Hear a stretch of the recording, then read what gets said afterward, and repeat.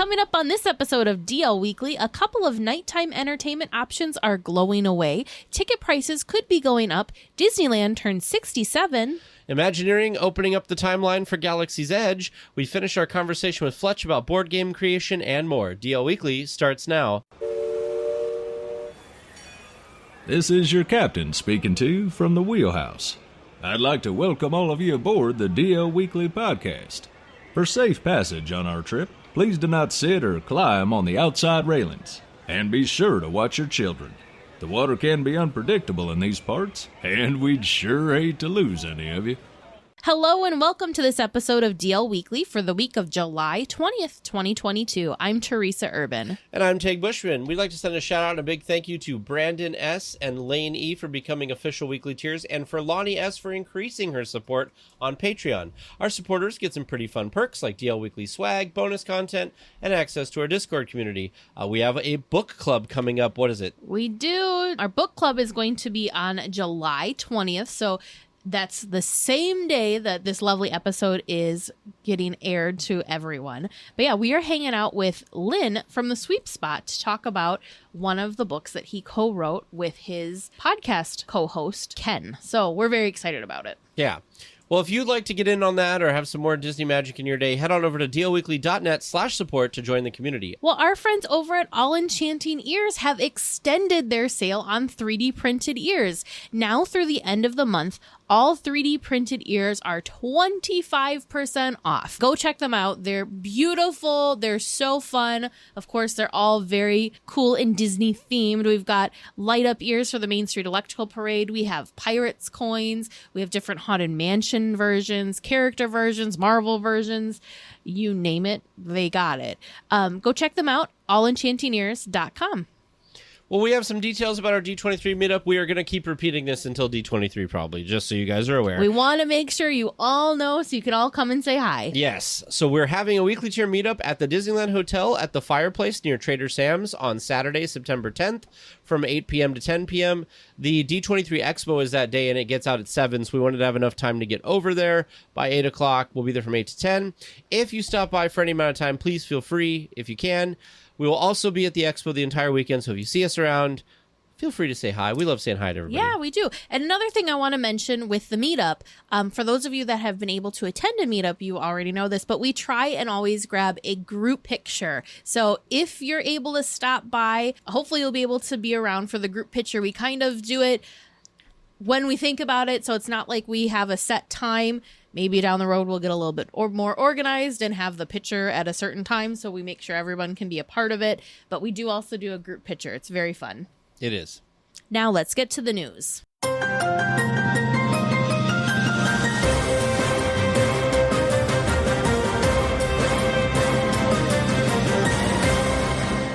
Well, the Main Street Electrical Parade and the Disneyland Forever fireworks are glowing away again at the end of summer. September 1st will be the last day to catch both of these classic entertainment options. World of Color and Fantasmic will continue on their regular schedules.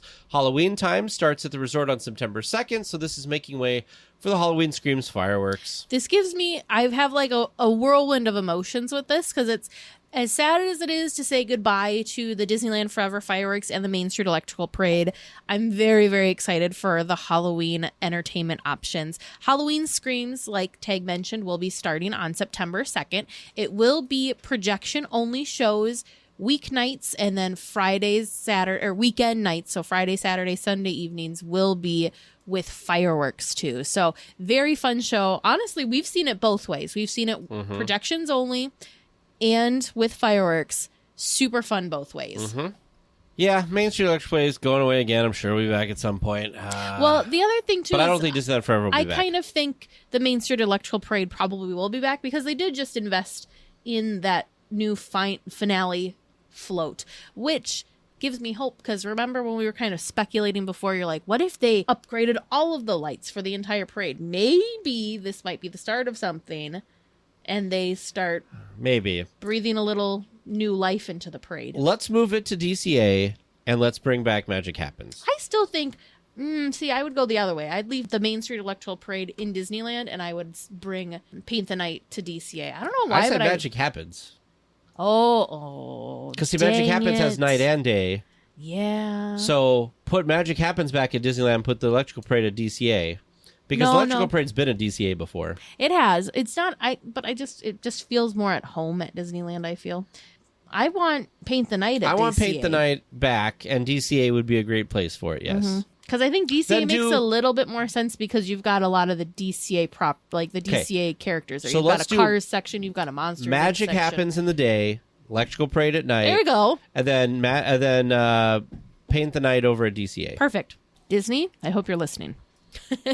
Ticket prices could be going up soon for Disneyland, but not because of Disney. A proposed ordinance by the Anaheim City Council would add a 2% admissions tax to all tickets sold to any venue that holds 15,000 or more people. This would add $2 to $4 to each ticket for a one-day, one-park ticket, depending on the season. If approved by the council, it would be on the ballot for voters in November. So, not Disneyland's fault. A lot of places do this type of thing where they do some type of like tax. The resort area already for like hotels and stuff has a resort area tax and everything like that. Anaheim, I don't know, man. Part of me is like good for Anaheim for trying to get some more money wherever they can. However, at the same time, just work with Disney. I don't know. Well, 2%, I guess, isn't that bad, but ticket prices are already pretty expensive. Yeah, and I mean, $2 to $4 for a one-day, one-park ticket isn't huge. I'll be honest, I did not look into, the reasoning on, because it seems interesting to me that it's a very specific place that this ticket price would, or this tax would affect. So you've got Disneyland Resort, of course. Sports stadiums would be another thing that this would affect. So it's not just the city picking on Disneyland. It's just all of the high capacity places. But it's interesting because I mean that would add up to quite a bit going into the city. And I'm okay with that as long as the city of Anaheim then turns around and uses that appropriately and does good things for the area. Because we love Anaheim, we love Disneyland. We don't want the city to suffer. Right. We want the city to be flourishing as well. So I'm not going to pretend to know what the politics are or what the reasoning is behind this, but I could get behind this as long as it's going, as long as it's being used appropriately and using to better the community. Well, we'll see what the voters say if it gets that far. They are voting on it the night we record this, so we don't know for sure. By the time this episode gets posted, we'll know if this even matters anymore. But if it does go through, it still goes to voters in November, so the voters really will have the final say. Well, on Disneyland's 67th birthday, the red car trolley returned to Buena Vista Street. Shortly after it opened, it broke down for part of the day before returning to service later in the day. There's only one of the trolleys running for now. The second trolley is not ready for use at this time. The red car trolley will be brought on stage before park opening and will make trips back and forth to Hollywoodland, never entering Avengers Campus or going backstage when the park is open. This feels like such a small thing, but I just think it's so exciting. I love the look of the trolley. I love it. I know people complain that it is a large vehicle, so going up and down the street does take up quite a bit of space. So it isn't as easy to walk down the street when the trolley is going versus making sure that you kind of stick to the sides and stick to the walkways perhaps. But I love kinetic energy and I love movement, and I just think that this brings charm to the area. I look forward to hopefully them announcing that they're going to bring back the show that was with the trolley. I can't remember if it was like the news something boys. Was it just the Newsboys? Might have been the Newsboys. I keep thinking like it's not the Newsies. That's what's stuck in my head. But the Trolley Boys. Trolley Boys? Red Car Trolley Newsboys. Both. The Red Car Trolley Newsboys show was so fun. That Suitcase and a Dream song always got stuck in my head. Now it's stuck in my head now. Thank just you. from saying it. It just happened to me too. But Thank you. it's so fun. It's just so fun. I like it. And it brings Mickey out and everything. Yep. I always try to ride the red trolley when I see it, just because, not because I need to. I just think it's a fun experience. I feel like I literally have only ridden it like twice. I like the experience of it. It's like a Main Street vehicle. Can you walk faster than the trolley? You can, yes. Yeah, it's the experience. You can walk faster than any of the Main Street vehicles too, but they're still fun to ride. Exactly. Well, there is a disturbance in the timeline in Star Wars Galaxy's Edge. For the first time since the land opened 2 different stories with 2 different time frames will be happening at once. Boba Fett and Fennec Shan, now along with Grogu and the Mandalorian, are seen walking around the land, with characters from the sequel trilogy also present. So how does Disney deal with this time bending? Imagineering is using quote-unquote story bubbles.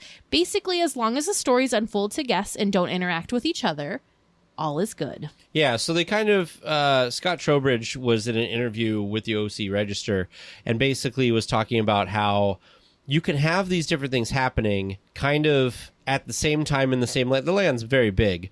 As long as their kind of story bubbles don't overlap or intertwine, you as the guest can be walking through and experiencing this like moment in time of the story, basically. And so, as long as Boba Fett isn't hanging out with Kylo Ren or whatever, fine. This does... Or Grogu's not hanging out with... Oh, no. He could hang out with Chewie. But what's interesting about all of this is they said that they're kind of changing their tune. Now, Scott Trowbridge, who was the head of Star Wars Galaxy's Edge, like, when they were developing it and everything, was saying that, we never locked it into a certain time. It could have like always been things like it would be silly of us to keep it one specific time frame and all of this stuff, which kind of goes against everything I think that they had said before. Yeah. So they're like, the only time it doesn't make sense, the argument he has now is, would you maybe see Anakin Skywalker there? Well, we know that in one of the Vader stories, the Thrawn books, he goes there with Thrawn, so it's possible that Anakin might show up sometime because it fits. But characters that would not have any business ever going to Black Spire Outpost, like, why would we put them there? Now, he did not say any characters would not be going there, and he didn't say any characters that would be going there. He was just giving examples of things that could work. So I like the fact that they're opening this up and they're doing the story bubble thing, but we'll see how it kind of works out. Honestly, I don't think the average guest cares if you see Kylo Ren over here, then later you walk over there and you see Darth Vader. Yeah. The diehards might, but I feel like others don't. I think, I think there is space to have multiple stories unfolding and have multiple of these story bubbles, but there are things that I think of that would be a little weird, not to everybody, but like if Han Solo walks past and says hi to Kylo Ren, like that would be a little, that's why you have bubbles. That would be a little bit too much, because that you've got big time gaps there. But you could have Han Solo chilling around the Falcon with Chewie and just make sure Kylo doesn't go over. And so part of the story was that they've talked about how the characters and everything are organized in such a way that they're not out and in those areas. Like they communicate like Boba Fett's over here, so Kylo Ren should stay over here. Right. Well, and really, Kylo kind of sticks to that one. Right, with his ship or whatever. Yeah, he's kind of in the one corner with his ship. And Chewbacca seems to stay by the Falcon or in the like Rise of Resistance kind of wooded area. And it seems like Fennec and Boba stay pretty tight around the marketplace area, which also makes sense. So yeah, there's definitely space, and you could even do a rotation with the Falcon. You could have Chewie and Rey working on the Falcon, or you could have Han out there with the Falcon. Anyway, I like that they're opening it up and making this bigger than just like one you said, specific this time one little frame. tiny slice in time. I like that. If since they weren't able to do the original plan, which I can't even remember what it was supposed to be, it was so amazing and much different than what it ended up being, because it was supposed to be way more interactive. Yeah, we still don't have droids running around and interacting with people. Remember, you were supposed to like go through the attractions and like when you went to the cantina, how you did, they would know how you just did on the Smuggler's Run attraction, and you'd have character interactions based on other character. It was kind of like it's basically what they did with the Star Cruiser. But see, this is what I said. I think back when we started talking about Galaxy's Edge, was I was like, I don't know logistically how you do this. Yeah. Well, and like we're so off topic right now. I apologize. But if the Star Cruiser, they were able to do that through quote unquote data pads. So that's how you kind of have that information stored, and how the characters know, kind of which side you are on and can send you on these different quests or whatever. So they kind of were able to accomplish that with the Star Cruiser, but I don't, with just an average guest walking in and out of a park, I think it's much, much more difficult. So I am excited. The other thing too, this goes in line with all of the rumors about Tomorrowland getting a rehaul, is, there's a lot of Star Wars that's still in Tomorrowland. Right. There's also a lot of Pixar in Tomorrowland, and there's dedicated areas for those now, whereas before there wasn't, and that's why they lived in Tomorrowland. So this does, I feel, open it up that some of the Star Wars characters that are currently able to be seen in Tomorrowland can move back to Galaxy's Edge if they decide to change things. I don't know. I'm going to ask you. You probably don't know either. Producer James might maybe know. Have they ever had Luke Skywalker as a meet and greet anywhere? Not that I know of, and I'm not even thinking. I'm thinking like during like specific party nights, because some of the after hour parties we get to see characters that we don't usually you don't see. normally get to see, and I don't think. I'm trying to think as Luke or Leia been I don't think so. a meet and greet, not and no Han either, or Yoda. Yeah, I think it'd be interesting Chewie to have and Darth Vader are our original, and those are like full costume folks. Yeah, and of course stormtroopers. yeah. But anyway, well, the Downtown Disney Saletas have a new addition that helps provide some context. New signage and a QR code at each of the displays now inform guests what the display is and what it represents. Previously, it was unclear what some of the displays were about. Love this, love this, love this. When we first reported on this, it's been a couple weeks now. We reported on it because the Parks blog had this really beautiful article written that explained all of this, and I thought that was so cool, but I just really felt like it's wonderful to have it out there for everyone to see, but unless you're there with your phone and know that this wonderful description of what this all represents and means is, in front of you, you may not understand what it is you were looking at. So I think this was very well needed. The signing this is going to sound ridiculous, but I think it's beautiful. And it ties back into the family madrigal because it has like little butterfly accents on it. So I appreciate the little details on the signs because it just ties into the overall story of why the Saletas are there.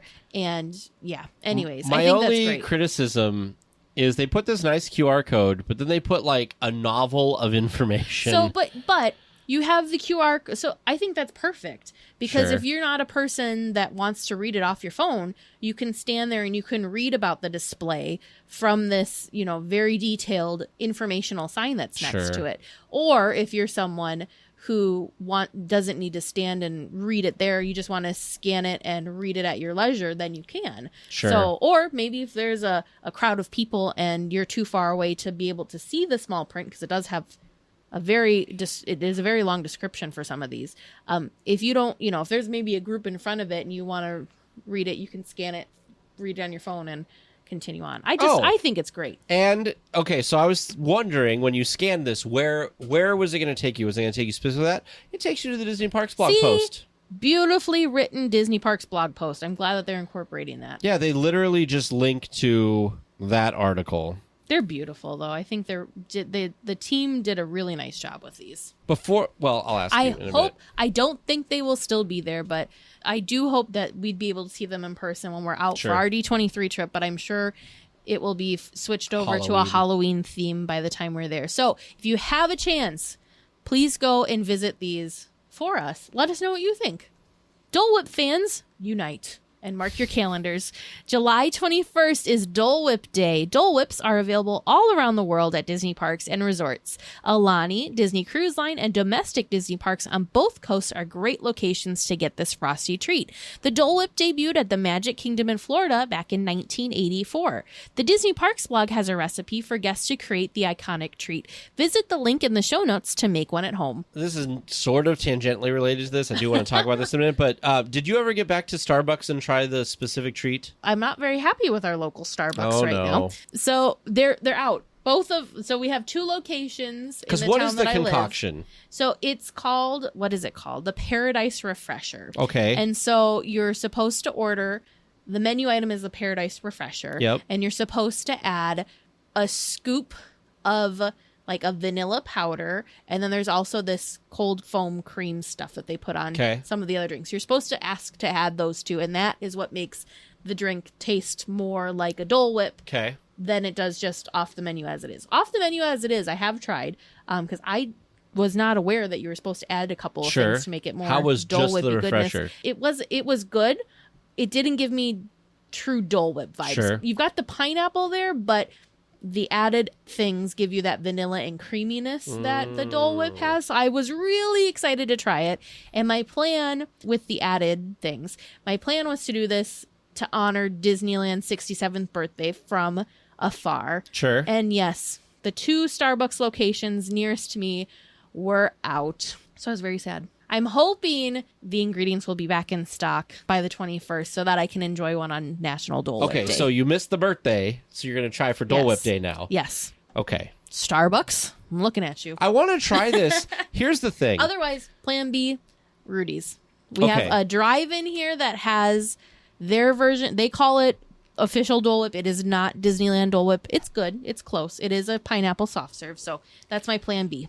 Here's my problem. I want to try this, but I feel snooty if I'm ordering like extra things with things. So I feel like by going up and like, I want this with a splash of this and extra that, I feel like I'm that person that the person behind the register is like, really? You can't just get the refresher, huh? This is the only thing I do at coffee shops is I will ask for like a hot chocolate, but I will ask for it lukewarm because I want to actually be able to drink it. And that's like the only modification I ever make. Well, 2 iconic attractions are getting some new merchandise. A new pair of Haunted Mansion ears featuring a bow with the purple wallpaper print, a black top hat with HM monogrammed on the side, and the striped pattern from the cast member costumes on the ears with some neon green bats. The Haunted Mansion is embroidered on the band on one side.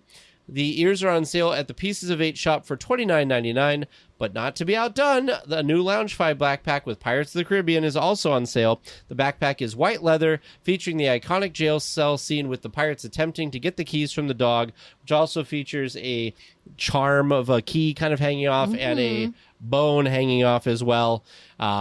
So guests can get that one for $75, although the Disney food blog said that when they were there, they were flying off the shelves, so who knows if they're still there. I apologize to all of my Haunted Mansion and Ears fans. Loungefly backpacks are not my thing.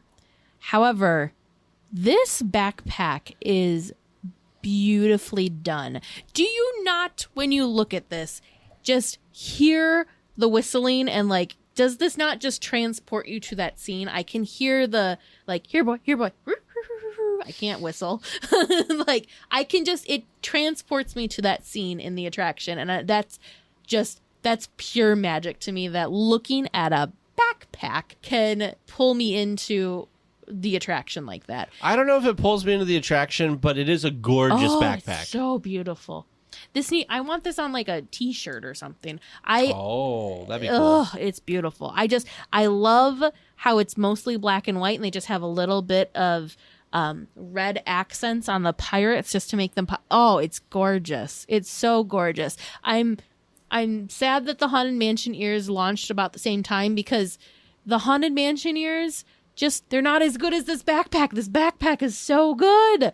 They should make a Haunted Mansion backpack like this with like some concept art or something, because this looks like concept art almost of something Haunted Mansion there. It has the feel of pirates, but it's not like, sometimes it's like, I don't know, like kind of gritty because it's pirates. This is like, it's elegant. It is elegant. Upscale pirates. I don't know. I have feelings about this bag. It's just not something I get excited about, and I love it.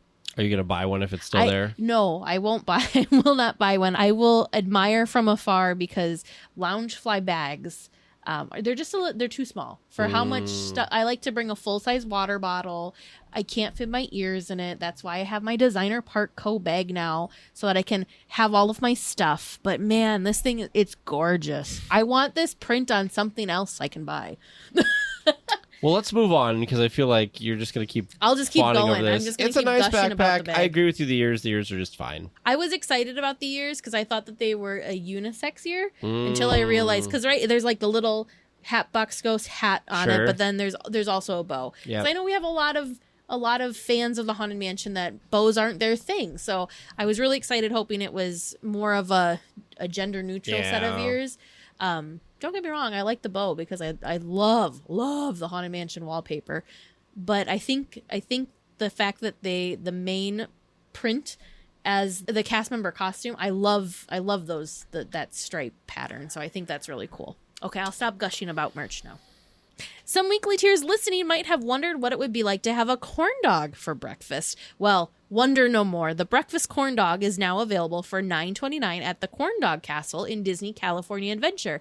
It's a breakfast sausage and egg wrapped in corn dog batter, topped with powdered sugar and raspberry jelly, and served with a mandarin orange or small bag of chips. So the only thing I would try this because it sounds interesting to me. Yeah. However, the one thing that the Disneyland News Today commented on, which would be my same complaint, is it's kind of small. It is. And it didn't look small until there's a photo of the person holding it in their hand. And it almost looks like it's a little like... It's like a corn dog bite.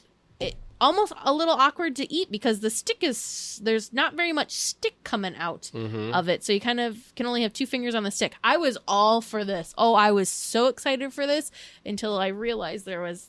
I'm not an egg person. I don't like eggs. If this would have been just like a breakfast sausage corn dog, so here's what I think the drizzle. Oh, here's what I think they should have done is they should have put a breakfast sausage inside, and then instead of corn dog batter, they should have done like they do at McDonald's where they do like a pancake or a waffle batter. A waffle batter would have been good, and then done the drizzle with powdered sugar. That would have been amazing because. One of the things with breakfast food is it's not very easy to eat. You got like eggs and sausages. Like it's not, like you can't walk around as easily and eat that. A chimichanga is a good thing for that. But a corn dog like that would be wonderful. I'm telling you, Disney. So you would take the egg out too? Or maybe they have variations. Maybe have one with egg, one without egg. Maybe. I'm really picky about my eggs because I like my eggs dry. And a lot of times when you get like scrambled eggs...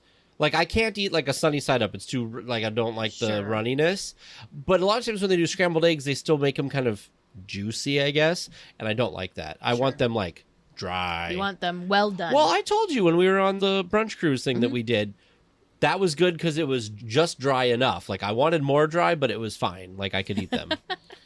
Dry eggs. Who would have thought that on DL Weekly you would hear the dryness and ooiness of eggs be discussed? Well, and then they have really weird things. Like, they have, like, powdered dry eggs. Like, what do you even use that for? Anyway, the Disney Food Blog wanted everyone making plans to visit Disneyland or anywhere in Southern California years in advance to take some information into account before booking anything. Some of us are planners, okay? Well, if you're planning for 2028, I'm wondering. The 2028 Summer Olympic Games will be in Los Angeles from July 14th through July 30th, with the Paralympic Games running from August 15th through the 27th.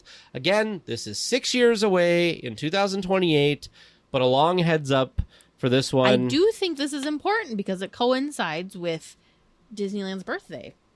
July 17th is within this time frame. Yes. So that is important because if you are a person that always needs to be and wants to make sure that you're at the parks on the day to celebrate the birthday or the anniversary, I think this is important. Do you think that people would go before and after those dates? I don't know. And the thing that I wonder is that, are they just worried about the tourists in town? Are they, I'm trying to think, people are going to go to Disneyland, and I'm curious who those people are. Are we going to get a lot of maybe Olympic athletes that are visiting Disneyland during this time? I wonder if Disneyland will do that thing again. Families. Do you remember they did the Olympic swimming pool down Main Street? Yeah. I wonder if it's summer again, so I wonder if they're going to do something like that. Maybe. That'd be cool. I think this is, even though it does mean that the parks will be much more busy, more than likely, during these times. They got reservations. I am excited about this to see, that's a good point. Is Disneyland going to do something fun and over the top to celebrate? I like it. I like when Disney does stuff like that. DL Weekly announces the boarding of the Trivia Express, non-stop star speeder service to the moon of Endor. All passengers, please prepare for immediate boarding. Welcome to Trivia Land. How we feeling tonight? You got some great answers in your heads? I don't know, because when depends. you were putting trivia together, you were giggling to yourself earlier, so I don't know if that's... I feel like that's bad news for us.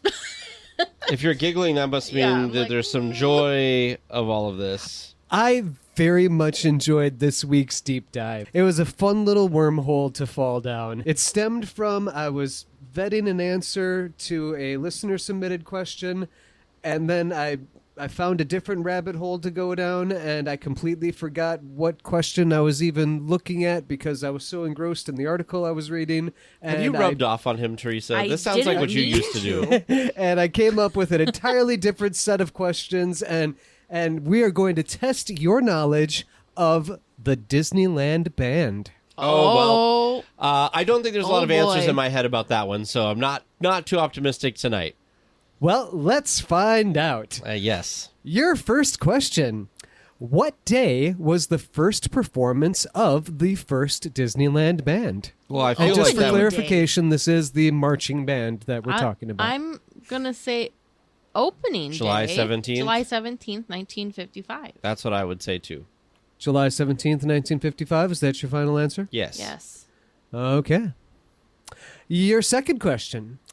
How many members play in the Disneyland Band? How many members? Ooh.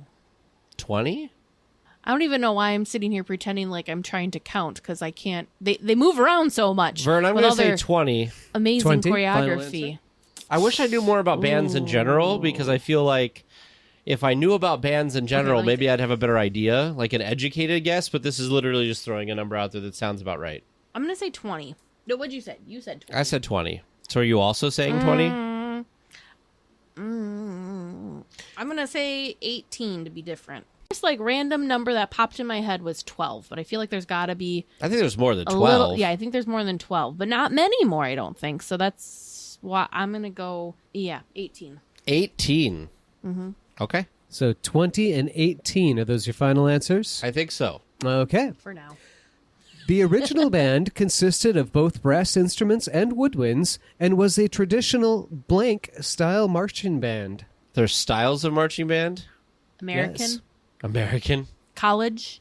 I don't know. I don't know any styles of marching band. I'm trying to think of the Music Man. I'm failing my past self because I was part of marching band in Were high you? school. What did you do? I played tenor saxophone. What does that mean? What do you mean? What does that mean? What's a tenor A saxophone? so there's different types of saxophones. A tenor I'm is, gathering this. Yes. A tenor is deeper sounding. Okay. It's not like Not as the deep as bass the Barry. saxophone, like a bass, like Barry. It's a little up from that. Okay. So while you're doing that, I'll There tell we everybody go. my band playing history. So my first band instrument that I learned was the flute. Fun fact, I'm allergic to nickel, so I was actually allergic to the flute and broke out in hives from playing it. So I played the flute for 2 years, and then I had to picked a different instrument. You have weird I allergies do have that weird pop up out of I do nowhere. have interesting allergies. So then I decided to I don't know why I decided tenor saxophone. I really like the sound of a tenor is amazing. So when you go to if you watch jazz, if there's one saxophone, it's probably a tenor. Oh, so here's my question. So right now, if somebody were to hand you a tenor saxophone, would you be able to play it still? Probably a little bit. Interesting. So yeah, this is so off topic, not podcast related. The finger positions for the two instruments were very similar, so it was actually quite easy to go from one to the other. But That's interesting. Playing the actual the how your mouth has to go for the two, totally opposite. It's like blowing across the bottle versus this tight little you got to make a reed vibrate on this. Yeah, way different. Okay, What was the question? What type of band? I have no idea. I'm gonna say American because a Classic You're marching gonna say band. classic. Why not? I have no idea. Do you have a hint or anything, Vern, or no? Can we multiple choice maybe? Was a traditional blank-style marching band. Can we Google styles of marching band? No, that'll totally give it to you. I am trying to think of a hint that's not going to just spell it for you. Okay. Oh, I just can't compose a hint. Oh, I feel like that's a... Is it like a conducted marching band or something? Like where you'd have a conductor as opposed to a marching band, maybe you wouldn't have a conductor? What's the thing with the dude who's in the front with the thing of a marching band? Who's got the big baton looking thing? The drum major? Drum major. I You look so confused. Yeah. You were in marching band. You don't know what type of marching bands there were? Okay. high school. That was what it was. Okay, It was high school so marching band. Classic and American. Those are your final answers? Those are our sad attempts. Yep. Yes. All right. And your fourth and final regular round question. Disney's 60th anniversary debuted a new Disneyland band featuring a drum corps style show tunes. Which instruments were removed in the new ensemble? Which instruments were removed? Does the new one have the big boom, boom, boom, boom drum, like the one that's on their shoulders? Sure. And there's cymbals. And then there's also the drums that, like, it's the 4 of them, right? Yep. That they And the snare. Mm-hmm. Okay. And there's, like, some type of horn, because there's, like, what's... There's a trombone. Is that what the long...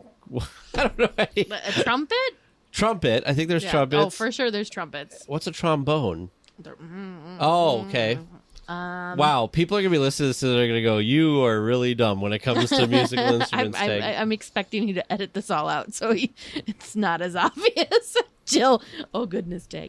I'm trying to think. I don't think there's a piccolo. Are there any wood instruments? There are. I'm pretty sure Or there's wind clarinets, instruments? but I don't remember if there's, a saxophone's a wind instrument. But a wood wood instrument wind. is anything with... A wood with wind a reed, is right? a reed, right, yep. This is going to sound crazy. I don't think there's a piccolo or a flute. Is that normally in a... Yeah, those are normally in bands. So I'm going to say they removed the piccolo and the flute. I have no idea. So that's a 0 for me. So we've got no idea and the piccolo and flute. Final answers? Yeah. Final. All right. For now. And your bonus question tonight. Where's your favorite spot to sit and watch the band perform? Oh, was this why you were... This was probably why he was giggling. Where's your spot? I told you Yeah, would like where's the your bonus favorite question. spot? Is there a right answer to this? So... I said, where's your favorite spot to sit and watch the But band when you perform? say your, you mean like Teresa's, mine, yours? Where is your favorite spot to watch the band perform? This is a silly question. Don't think there's a wrong answer here. They're probably... Well, yeah. It depends. If they're playing... I think I think train station. I think I like the train station. I feel like I see them a lot at the train station, but I feel like I enjoy in front of the castle, like when they're playing in the forecourt there. I think I like the train station because they... No. You know where I like watching them Tomorrowland? best? When they're actually marching. Oh, Because there you I go. So like a down marching band, like so down Main Street. That's probably my favorite. And producer Vern just pointed at producer James. we had which means- predictions. Producer James must have predicted that that's what I would say. Yeah, I'm going to say the train Good station. job, producer James. Do you get a point for that one? First one on the board. The question is, did Vern accurately guess Teresa's? I had a 50-50. So what I are you did picking? enjoy sitting on the porch, but they did not stop and perform. They just walked. Well, yeah, they're a marching band. No. But on the Disneyland app, there was like a pin that Oh. said that, like, this time the band will be performing here, kind Yeah, of thing. And Main they just Street. walked past us. They weren't even doing anything. They just marched past. Oh, that's annoying. Yeah. So it's like, oh, it would have been very cool. Is that your final answer? That's my final answer. I think is the train station. I So do you're- like the castle, but I think I like the train station just a little more. I think why I like the train station just a tad more than the castle is there's trees, so there is shade that we can stand in Oh, while sure, yeah. watching. All right. So we've got Teresa for the train station and Tag for marching down Main Street. Yes. Final answers? Yes. Okay. Well, listeners, how do you think they did? How did you do listening at home? Stick around until after the discussion topic, and we can all find out together. Well, this week for our discussion topic, we are concluding our interview with Fletch, the game designer from Sorcerer's Arena. So enjoy the second half of this interview. The other mechanic that worked really well, and Teresa kind of touched on this earlier, was we got to the last round, and when we went into the last round, I had whispered to James, I said, if I kill Maleficent, that gets us over the victory points number that we needed, and we win. But if Teresa knocks, whoever it was Sully out, then they would take it. But then he reminded me that it doesn't end the second that happens. No, you play have to out make the it through the remainder whole of the round. Yeah. yeah, so even though you go into the last round, maybe in that first character that gets to play the round, Yep. that person gets you over the finish line, that doesn't mean you're going to win. No. You've got, in the game we played, you had like 7 more people or whatever, 8 more people to go through, and things could change. Yeah. Yeah. And if you wind up with a tie game, you just play another round. There are no That's tie cool. games. Oh. So I've played team games where on the last possible turn, my team came up with the 4 points or 5 points needed to push it to extra innings, basically. And then in the next round, my opponent does the same thing right back to us. And in the last possible turn, gets over that 1 point hump and edges us out. and there's nothing we can do with our last turn to make up that point. Yeah. And it's really, really exciting to have a game where that back and forth can happen when it looks like you've got this all locked up. No, it turns out that yes, you crossed that threshold that triggers the final round, but you got there and you've drained the gas tank getting there, and your characters are all vulnerable right now, and your opponent goes ping, ping, ping, and all of a sudden they have the win. So this next question, you can tell me if we can't talk about it. That's totally fine. But another Disney game that we enjoy playing is Villainous. Okay. And I know that is not one that the op did. So but I actually worked for the studio where that game was made. Did you? So I've worked with all of the designers who made that game. That game is fun in its it's very, very, very different play. There's pros and there's cons to it. Mm-hmm. But the thing that I wonder is how does a company like Disney, because there's what is it, Ravensburger that does it, and I think they've done Puzzle People. Yep. And they've done other Disney games. So when Disney approaches, how do they decide who gets to do what? So why was it, does that make sense? We could do an entire different podcast just on this. In a nutshell, what it comes down to is it's licensing. Sure. So the same way a new movie comes out and that movie studio works with this company over here to make action figures, and they work with that company over there to make beach towels, and they work with that company over there to make breakfast cereal tie-ins. Disney has relationships with all of these different board game companies. There's us, there's Ravensburger, there's dozens. I want to say it's like Funko or something does like the haunted, Funko the ones that are. Funko is the studio that originally I worked for as Forest Prozan, and then Funko acquired Forest Prozan and became their own publishing studio there. The same designers that make the Funkoverse games with Disney, they were in that same pool of designers who did the concepting for Villainous. And again, I came from that same studio myself. So like I had built a lot of experience making Disney games, making Disney kids games with Forest Prozan, but that's that's my own history there. Yeah, Disney reaches out to all the different partners that they have. Say, what kind of projects do you have coming up, or what can you invent that lines up with this property, or we know you've done that kind of game before, and we think that this movie would line up very nicely with that kind of game. So all of those agreements are made on a project by project basis. Well, and some part of it might be as simple as I feel like recently we're seeing a big influx in Disney board games. Mm-hmm. We're seeing all sorts of different ride themed board games and these battle type board games and all sorts of things. Because I feel like it used to be maybe games that were more for kids, like kind of more that like simple, basic, more for children kind of thing. But it seems like there's just so many of them. So it might just be something as simple as we need to spread it out because we want to get all these things out. And it takes, what did you say, a year and a half for this one amazing game? So, it'd be impossible. Some of it comes from the fact that board game culture has evolved dramatically in the last 20 years.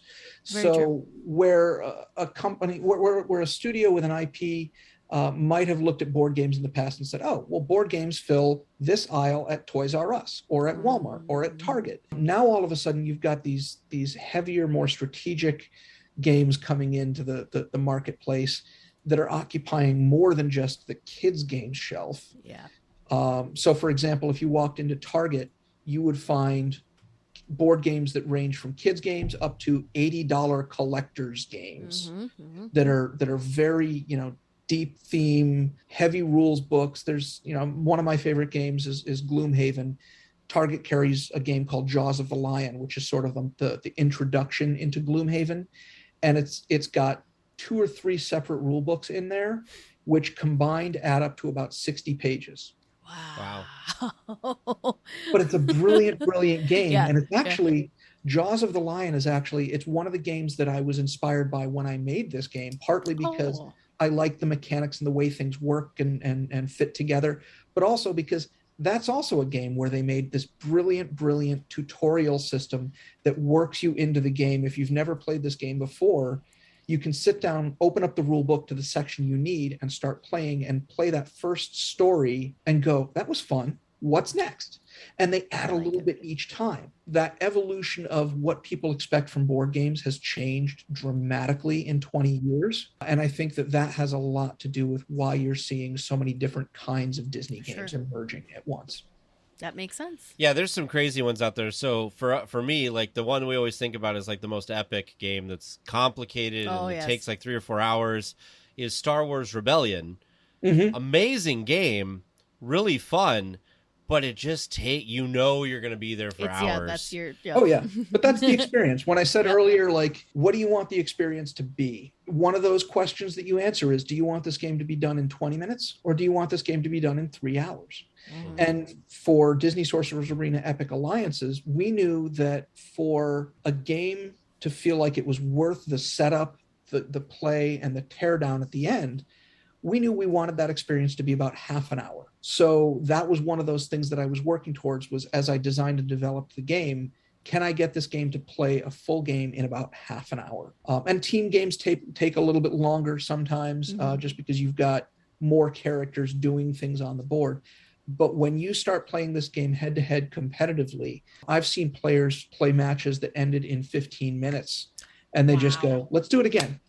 And I've seen games where it was a very control-y match. One of the teams was all about stifling what the other team could do, and that would take 40 minutes. So it all comes down to the play style and from a designer's side, what you want that experience to be. When the Star Wars Rebellion's designers sat down and said, what do we want from our experience? That 2 to 3 hour game was part of what they wanted. Yeah. Because they know that there's an audience that wants that afternoon length game. One question I keep thinking about as we've gone through all of this is there's expansions. How do the expansions change the game, or do they change the game, or do they just add extra characters? They add new characters, and those new characters can bring along entirely new mechanics and themes. So for example, in Turning the Tide, Moana comes in and brings arena tiles into the game. Arena tiles, in her case, she's got ocean tiles that she can put on the board. And those ocean tiles will interact with oceanic-themed characters. And the oceanic-themed characters are Moana, Davy Jones, Stitch, and Ariel from the core set. Those characters interact in different ways with those ocean tiles. There's also a new mechanic called constant abilities, where in the core game, characters don't really have any abilities that work outside of their own turn. But now in the expansion, we added these constant abilities, which are always checking during every character's turn. So for example, Stitch has an ability that says whenever he takes 3 or more damage, he gains the tough status effect. So he now has an ability that can work sort of reactively and defensively on another character's turn. And those are the kinds of things where once we've introduced the concept of an arena tile or the concept of a constant ability, we can continue using those tools out of the kit when we design new characters in other expansions. If I look ahead to the Thrills and Chills expansion, which we announced a few weeks ago, the Horned King, I can't tell you what the Horned King does quite yet, but I can tell you he introduces an entirely new kind of mechanic that changes the way you'll think about occupying spaces on the board. Interesting. So yeah, and that's another one of those sort of tools that we put into the kit. It's game technology that we've created that we can go back to and use in later sets when we think, you know what would work really well here is a character that does that thing that the Horned King did. And what did we learn from how it worked when we did the Horned King, and how can we improve upon that or put a new spin on it and make it feel unique to this new character, different from how it did with the Horned King. So when you design these new kind of things, like in the Turning the Tides expansion, they've got this, ongoing thing. Is that built in so it ends up making those characters kind of an even playing field with the original deck? Or do you ever consider like, okay, well, maybe we need to add like a sticker that comes with it that we can stick on the original people that, like, if you stick this on there, then they have a reoccurring ability kind of thing. Do you know what I'm saying? Or is there new cards? New play cards, I guess, too. Ideally, because you never know what order players are going to pick up new characters in. Mm-hmm. We know that a player should always start with the core set, because the core set's where you get the board and the rings that go on the bases. So there are components that you're only getting in the core set that you don't get in those expansion boxes. Because the expansion boxes are about a quarter of the size of the full sort of treasure chest that core comes. So you don't know what order characters are going to be acquired in, which means you can't really do effects that would retroactively impact other characters permanently. Mm-hmm. We have to be very mindful, and it's not easy. You design characters not knowing what the future is going to look like. So you have to design characters that really kind of pick one or two things that they want to do and steer into that and do those things well, so that later characters can occupy different spaces or combine those goals in different ways. But as far as sort of retconning, retroactive continuity to characters, once a character is printed, we have to be ready and confident that character is what that character is meant to be. Gotcha. So a question with the cards and stuff. So forgive me, because the only version I've played is the board game and is the core. I don't have any knowledge of the mobile game at all. So when you're designing these characters, yes, you took them from the mobile game. Did all of their abilities and everything transfer over, or did you have some creative space to design what they do? Quite a bit of space, by necessity even. In the mobile game, movement is not part of the way the game plays. So knowing that we wanted a board game and a physical space to play that game in, we needed to have movement be an element. So anytime you see a movement card in the game, in the board game, very high chance that does not exist in that form in the mobile game, just because there is no analog to that. Analog, that makes digital. sense. Oh, look at that. I'm mixing my metaphors. But as far as like the attack and action cards go, that's usually where you'll see the inspiration come directly from the mobile game. And the characters in the mobile game will have 3 or 4 various kinds of abilities. Some of them are constant abilities that are passive and run in the background, and you don't actively choose to use. So for any given character, we'll try to pull 2, maybe 3 abilities that come directly out of the game. And then in a 10-card deck, there's between 6 and 8 different cards for any character. That means if we can pull 2 or 3 from the mobile game, we still have to figure out, 4 to 5 or 6 other abilities to design cards around for that character. And then on top of that, each character gets their skill, and they get their upgrade ability, and they may have a constant ability if we're talking about expansion characters. So that kind of leads into my next question. Since you were just saying that you did have some creative abilities, how did your passion for Disney and your love of Disney, kind of play into your process? Because some of these cards, I know a lot of our listeners probably haven't had a chance to pick up and take a look at the physical board game yet. But a lot of these cards, the Disney nerd in me really appreciated, because they were perfectly themed to each character. Because I was playing Dr. Facilier, and how the cards were named or whatever, it was just very in line with that character. So I feel like thank you. That's got to be where your like Disney passion really kind of played in. Yeah, it's great, because when there's a character that I look at in the mobile game and go, boy, that character would be great for this kind of role that we need filled in the archetypes of the tabletop game. But, as much as that character would be awesome for this, I don't know that character all that well narratively. The worst part of my day is having to stop and watch a movie on Disney Plus and just really soak in what makes that character tick. Sure. That's just the worst thing. I hate that part. No, that's a great perk of doing what I do is research.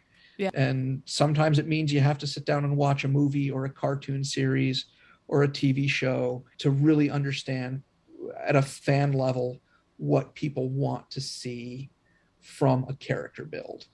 And that's really exciting. It's really enjoyable to do that, to look at a character like Sully and say, okay, they've framed out Sully's personality in the mobile game, and I know this, thing about his personality from the movie he came from, and I know the mechanics of my game.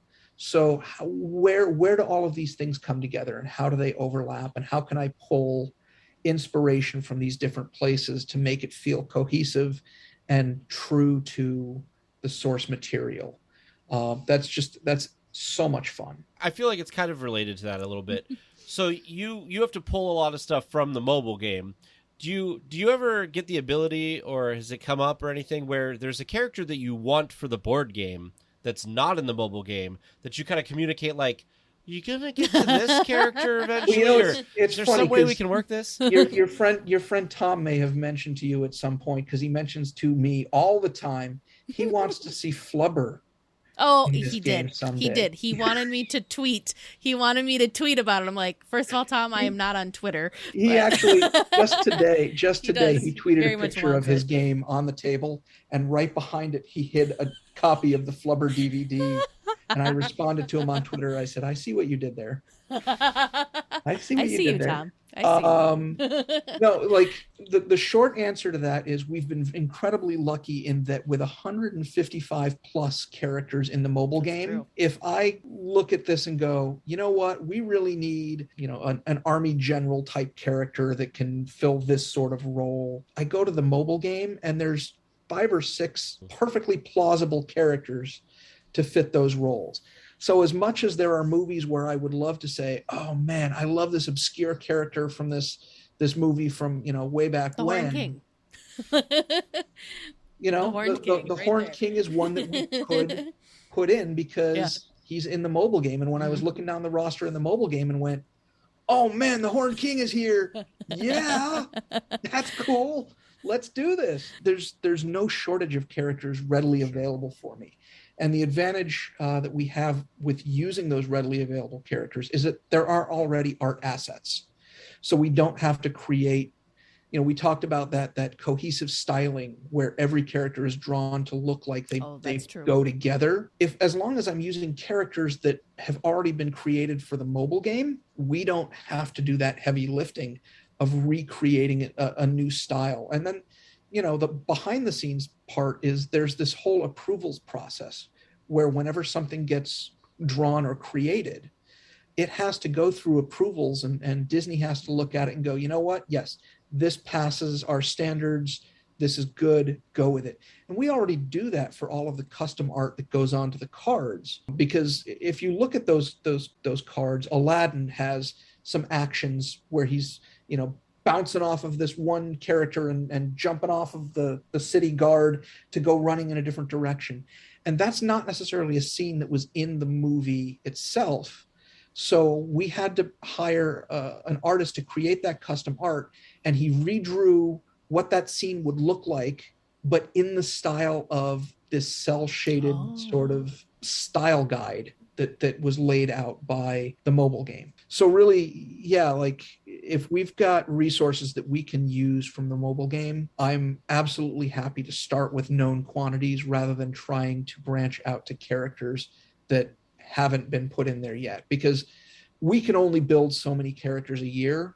And if we're putting out, 3 expansions a year with 3 characters a piece, and there's 155 characters to pick from, it's going to take us years. 15 years to catch up to where they are now. And they're planning on releasing more characters for that mobile game. So, we could be making, if that license is there and available for us for the next 20 years, we could continue making characters for this game for 20 years and never have to worry about a shortage. Wow. You as a Disney fan, what would be your, what character would you like to see come to life for this game? Or does that character already exist? So Tom loves Slumber. There are dream characters that I can't actually list because I've actually already got them brewing. That's exciting. Tell you one of my all-time favorite Disney movies is Atlantis. Ooh. And there are characters from Atlantis available in the mobile game. Milo and Kita are definitely on my list of maybe someday when I have a need for them in the game. I'd love to design those characters. Characters that I'm crossing my fingers that make it into the mobile game someday. I think the entire Encanto roster. Yes. Could you imagine their abilities? Oh boy. In the board, or like in the game world? Oh boy, yeah. You know, if Bruno could actually project and predict what's going to happen 3 turns from now, yeah. that would. I've got to figure out how to do that. But well, that could be a card where future. you play it against the other person, and that dictates their next like 3 moves. Oh, there you go. Maybe. There you go. You're a game designer. I don't know how it would work. It'd be incredibly frustrating for the person who gets that card played on them. But but that's a way you could do it. That was just literally came to mind when you said that. Is there a card or an ability or an aspect of the game that you really enjoyed and liked, but through playtesting did not make the cut that you're kind of bummed about? That's a tough one. I mentioned we've got, in the prototype 21 characters, and there are other characters that were designed that just didn't jive with the rest of the team at any given point. I will tell you that the original game concept, the core set has 8 characters in it, and only 6 of those characters were in the original first design. Oh, wow. Which means there are 2 characters that were designed to fit into that core set dynamic that are sitting on a shelf waiting on the side to come back. And if I want to get really sneaky, I will say one of those characters that got sidelined will be back in a expansion. We're already figuring out how to use that character in a future set. Awesome. So is it something that you can take that character off the shelf and use, like, yes, it wasn't ready, it didn't work for the original, but it will work later, or did you have to kind of tweak it? Well, it usually needs a little bit of massaging. Sure. But it wasn't like, okay, we got to start over. Right. I had the structure, I had most of the cards, I had sort of the goals of what is this character all about? What that character wants to do this thing. Well, you know what? Expansion Z is where the game needs that kind of character again. So let's bring that character in, tune them up. I've had 2 years plus now of playing this game and learning things about this game. So the technology that goes into this revision of this character has improved, and we know more about what works and what doesn't work now. So we can make it, to quote the 70s, we can make it, better, faster, stronger. It's the $6 million character. There's not a whole lot that I've had to straight up abandon and say, no, this doesn't work. I start with, what do I want this game to look like, and how do I work backwards? One thing that we tested that we threw out was defense. We had mechanics built into the game, and you've played the game, you may have noticed there is no way to guard. That's true. For the most part, or deflect damage or reduce damage outside of status effects like tough that reduce damage. There's no responsive way in this game to reduce damage or deflect attacks. And the reason we did that was we discovered it just slowed the game down. And it was tremendously frustrating when I played this really awesome card. For example, Maleficent's got a card called Dragon Form. Dragon Form lets Maleficent heal back all of the damage she's taken so far, and then deal that much damage back to another character. That's so cool. Remember, I used it on James. She effectively, she gets huge again. She turns into a dragon and she roasts somebody. It was really, really frustrating when I'm playing as Maleficent to Dragon Form somebody and they say, well, instead of taking damage, I discard a card. Oh, yeah. That's incredibly frustrating. I wind up for this huge hit, and the hit turns into a discard instead of a knockout. But I will say, like you're saying, for me, like the attack kind of player, I like the fact that there isn't like the defense because it's incredibly rewarding where like you can see two character turns, not a whole turn, that you've got this card and you've got this plan. Oh, yeah. And you're just hoping that the things don't move around the You're wrong playing way. as Gaston and you're holding sheer bravado and you're looking you across the board going, who could I pick on with sheer bravado? Oh, you left your Mickey open? Well, guess what? Mickey's taking 6 damage right now. Yeah. Boom. Yeah. Get out of here. Because it's so disappointing to me when you have this plan and you've calculated all the numbers in your head and you're like, yes, and then something happens, Like, the character moves or somebody else gets to it first or they heal or something, and then all of your chain knocked reaction out. stuff can't happen because you really needed step 1 to go right for step 3, 4, 5. So we wanted the momentum of this game to always be moving towards knockouts, KOs. And we knew that there needed to be some aspect of healing. Ariel is in the game. She is the healer. She's probably the best healer we will ever design for victory points in this game. She is like the archetype of healing that all other healing characters will be built to follow. But apart from some healing here and there, the momentum in this game is all pointed towards getting the knockouts. So there isn't any stopping of that momentum. It's just the train starts moving in that direction. And even though your character gets knocked out, like we said earlier, they come right back in close to the fight and they just keep pummeling as they go. Yeah. And that's satisfying on both sides. Mm-hmm. Yeah. One major thing that I'm sure marketing would like us to talk about is where people can pick up the game. So the game is available all over the place right now. The first place that you should go to look for the game is at theop.games. You can purchase the game directly through us. You can get the core set and expansion 1 there now. The games are also available through Amazon, through friendly local game stores. So, wherever you really enjoy picking up games and supporting, game retailers, you'll probably find the game there.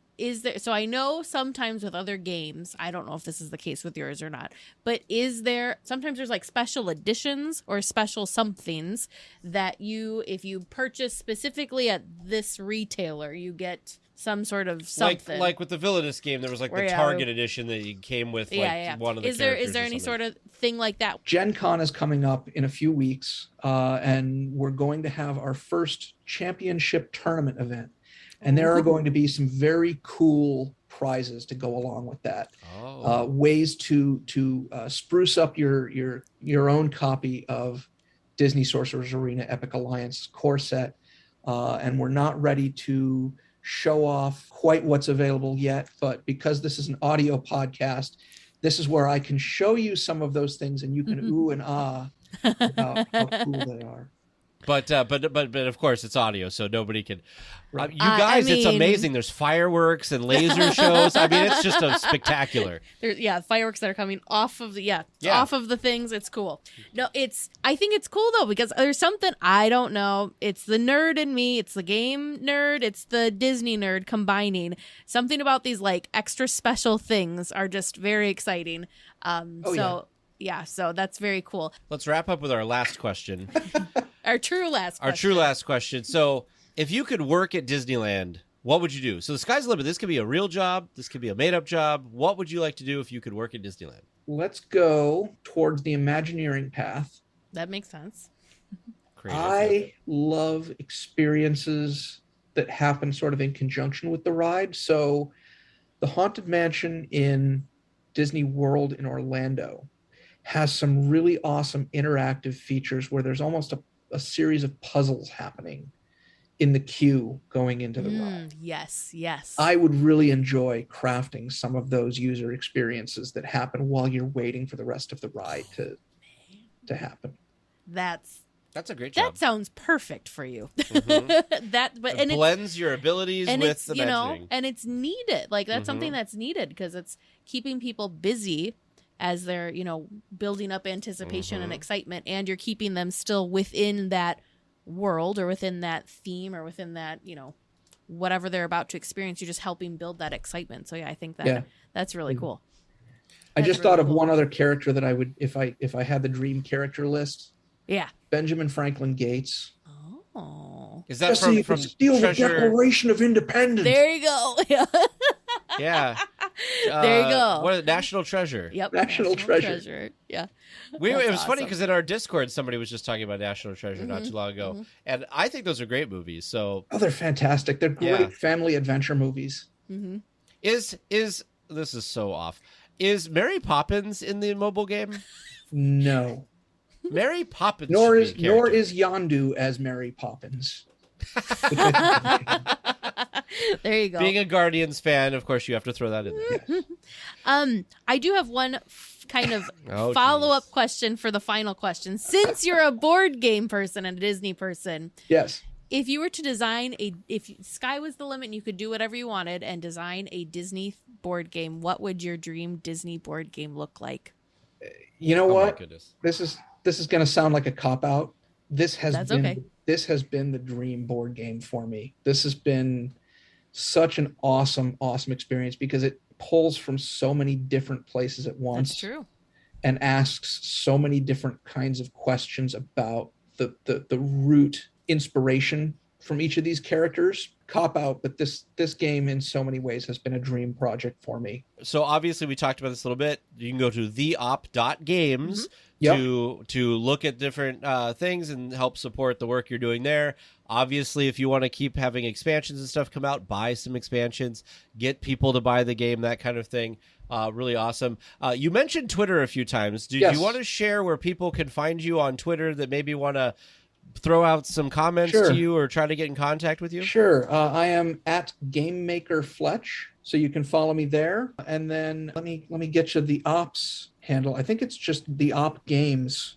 I think I'm going to go follow you right now. Yeah, the op games is just at the op games. Awesome. Well, thank you so much, Fletch, for all of your time telling us the behind the scenes and the process in what you do to kind of make something like this come to life so that the rest of us Disney fans get to enjoy it in our homes. Oh, it was really fun. Thank you for hosting. Looks like we're coming in for a landing, gang. But please stay listening until trivia comes to a stop. And then you can walk to the nearest exit.